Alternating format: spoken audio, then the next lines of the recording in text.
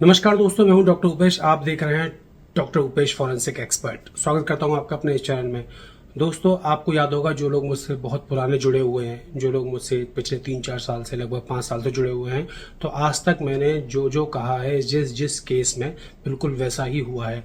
वो बात अलग है दोस्तों, हमारे देश में कुछ केसेस सॉल्व नहीं हो पाते, चाहे वो करप्शन के चलते हों या पुलिस की गलती के चलते हों, या हम कहें कि जो परपिट्रेटर था, यानी कि जिसने जो हत्यारा था वो बहुत ही शातिर था, या उसकी पहुंच बहुत दूर दूर तक थी। वो बात एक अलग है। पर दोस्तों, आज जो केस ये सामने आया है, सोनम बेवफा। जी हाँ दोस्तों, मैं बात कर रहा हूं सोनम रघुवंशी की, जिसकी हाल ही में शादी हुई थी और जो 23 मई को हनीमून पर जाते हैं मेघालय।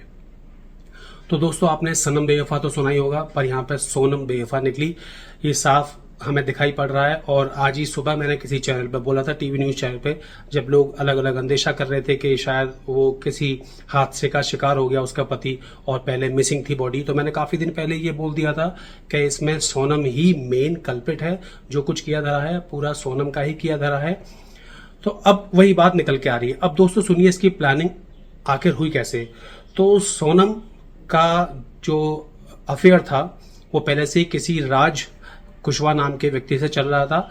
और दोस्तों, होता क्या है, अक्सर कभी कभी फैमिली तैयार नहीं होती है इंटर कास्ट मैरिज के लिए, कभी कभी फैमिली तैयार नहीं होती। तो ये आजकल एक नया हथकंडा है लड़के लड़कियों का कि मैं शादी कर लेती हूँ और शादी करने के बाद डिवोर्स ले लूंगी, और डिवोर्स करने के बाद मेरे ऊपर डिवोर्स का टैग लग जाएगा, डिवोर्सी का टैग लग जाएगा, और उसके बाद मेरी सेकंड मैरिज मेरे माँ बाप को कहीं ना कहीं करनी पड़ेगी, क्योंकि और तो कोई मुझसे शादी करेगा नहीं। तो ये पहला एक आयाम है ऐसे केसेस का जो कि हमें देखने को मिलता है। अब दूसरा आयाम यह है कि क्यों ना एक काम करते हैं कि शादी कर लेते हैं और शादी के बाद ये दिखा देंगे कि हादसे में पति मारा गया। जब पति मारा गया, यानी कि ये तो बहुत ही ऐसी लड़की है कि जिसके साथ भी शादी होगी वो बचेगा ही नहीं। अब मुझसे कौन शादी करेगा, तो राज कुशवाहा ही उसकी एक चॉइस बच जाएगा और इस तरीके से शादी हो जाएगी। खैर, ये थी प्लानिंग शुरुआती तौर की। अब दोस्तों, मेन प्लानिंग कहां से स्टार्ट होती है, वो ये है कि ये लोग हनीमून पर जाते हैं। हनीमून पर जाने से पहले ही ये पूरा तय हो जाता है कि आखिर किस तरीके से राजा रघुवंशी जो उसका पति था, किस तरीके से ठिकाने लगाना है। और जगह चुनी जाती है मेघालय की वादियां, जहां पे घने घने जंगल हैं, जहां पे कई गहरी खाइयां हैं। इस तरीके की जगह अक्सर लोग ऐसे काम करने के लिए ऐसी ही जगह चुनते हैं। और इससे पहले ही पूरी प्लानिंग कर ली जाती है कि हत्यारों को बुलाना है। और इसमें राज कुशवाहा, जो कि उनका प्रेमी है, हालांकि वो पकड़ में आ चुका है अभी, जो फरार था, तो उसकी पूरी प्लानिंग रहती है कि किस तरीके से भाड़े के टट्टू, यानी कि भाड़े के जो किलर्स हैं वो लिए जाएंगे, वो लिए जाते हैं। और जब इनकी फ्लाइट होती है तो वो भी शायद उसी फ्लाइट में, देखिए दोस्तों, जैसा मैं बोल रहा हूं, आगे आप सुनेंगे कि पुलिस ने वैसा ही वैसा बताया, वैसा ही वैसा हुआ।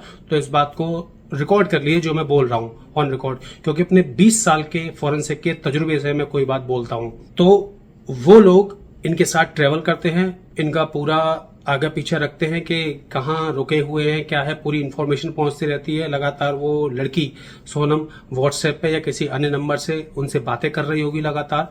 और जैसे ही वो उस लोकेशन पे पहुंचते हैं जहां पे कोई नहीं होता, जहां पे वो ट्रैकिंग करने जाते हैं, जहां पर कभी भी अकेले नहीं जाया जाता, कोई गाइड साथ लेकर जाया जाता, इस तरीके से वो जाते हैं और उन्हें वो लोकेशन मिल जाती है जहां पे इस वारदात को अंजाम देना था। उसके बाद सभी लोगों ने मिलकर बहुत बेरहमी से राजा रघुवंशी, जो सोनम का पति था, उसको मारा। और उसके बाद दोस्तों चालू होती है प्लानिंग बी। प्लानिंग बी क्या है कि अब मर्डर तो कर दिया, अब बचा कैसे जाए। तो मिसिंग की रिपोर्ट आती है कि ये कपल मिसिंग है, यानी कि सोनम ने भी अपना मोबाइल फोन फेंक दिया और बाकी 4 अन्य ने भी डेफिनेटली मोबाइल फोन फेंक दिया होगा। और जो राजा रघुवंशी था उसका मोबाइल फोन वहीं पर गायब कर दिया गया। अब 2 जून को जब पुलिस को सड़ी गड़ी लाश मिलती है, सड़ी गड़ी लाश का मतलब है डिकम्पोज्ड बॉडी। डिकम्पोज्ड बॉडी का दोस्तों मतलब यहाँ पे लगभग 7 से 8 दिन बीत चुके, यानी कि ये काम 24-25 मई को ही हो चुका था। तो उसके बाद ये लाश मिलती है, उसके टैटू से राजा रघुवंशी की पहचान होती है। अब ये खबर फैल जाती है चारों ओर मीडिया में कि ये लाश मिल चुकी है। अब दोस्तों प्लानिंग भी जो चालू हुई थी कि कैसे बचा जाए, तो अब हताश हुई सोनम इधर से उधर फड़फड़ाती हुई घूम रही होती है कि अब क्या किया जाए, सब पकड़े जाएंगे।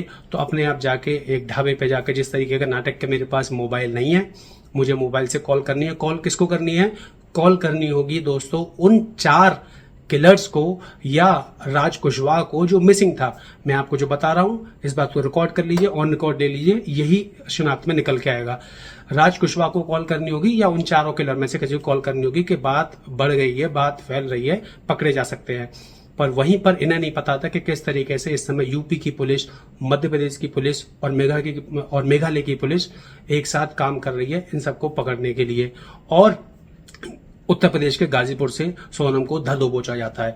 उसके बाद सोनम का वही रोना कि मैंने कुछ नहीं किया, मेरे पति की हत्या कर दी गई थी, लूटपाट हुई, ये सब हुआ। पर दोस्तों यहाँ पे चीजें इतनी आसान नहीं होती जितना आसान सोचा जाता है। जितना ये सोचते हैं जो मर्डरर्स होते हैं कि हम ऐसा करके बच जाएंगे, ऐसा नहीं होता।